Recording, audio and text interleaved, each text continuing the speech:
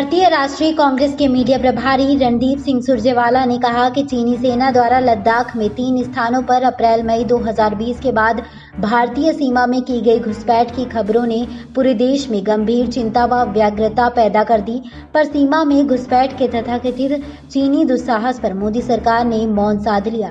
कथित तौर से ये घुसपैठ लद्दाख में गलवान नदी वैली, हॉट स्प्रिंग्स और पैंगोंग त्सो झील के इलाके में हुई। भारत की सुरक्षा व क्षेत्रीय अखंडता से कोई समझौता स्वीकार नहीं किया जा सकता।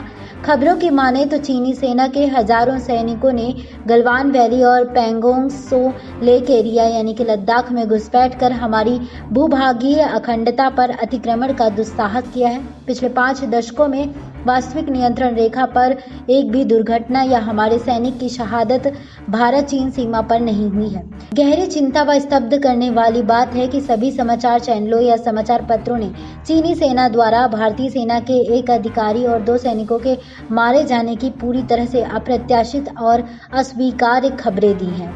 भारतीय सेना द्वारा कथित रूप से जारी एक बयान में हमारे अफसर व सैनिकों के वीर गति प्राप्त करने की पुष्टि की गई है। प्रत्येक समाचार एजेंसी और समाचार चैनल द्वारा भारतीय सेना के इस बयान को दिखाया जा रहा है। हमारे कुछ जवानों के गंभीर रूप से घायल होने की खबरें भी आ रही हैं। यदि यह सच है तो चीनी सैनिकों के हाथ हमारे जांबाज और बहादुर अधिकारी और सैनिकों की शहादत की खबरें बहुत ही चौंकाने वाली, भयावह और पूर्णतया अस्वीकार्य हैं। इन खबरों को सुन पूरा देश क्षुब्ध है, रोष में है, परंतु प्रधानमंत्री श्री नरेंद्र मोदी और रक्षा मंत्री श्री राजनाथ सिंह ने पूरी तरह से चुप्पी साध ली है। प्रधानमंत्री और रक्षा मंत्री को आगे आकर देश को जवाब देना चाहिए। क्या यह सच है कि चीनी सेना ने गलवान घाटी में भारतीय सेना के एक अधिकारी और सैनिकों को मार डाला?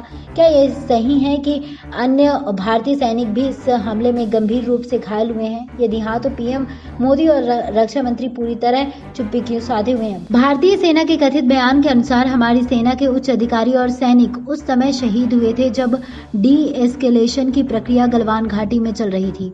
क्या प्रधानमंत्री और रक्षा मंत्री इस बात पर राष्ट्र को विश्वास में लेंगे कि हमारे अधिकारी और सैनिक ऐसे समय में कैसे शहीद हो सकते हैं, जबकि चीनी सेना कथित तौर पर गलवान घाटी के हमारे क्षेत्र से कब्जा छोड़ वापस जा रही थी? केंद्रीय सरकार बताए कि हमारे उच्च सेना अधिकारी और सैनिक कैसे और किन परिस्थितियों में शहीद हुए।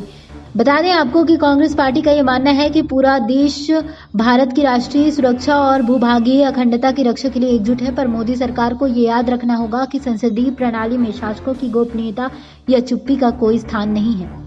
SPN 9 न्यूज रूम से श्रुति की रिपोर्ट।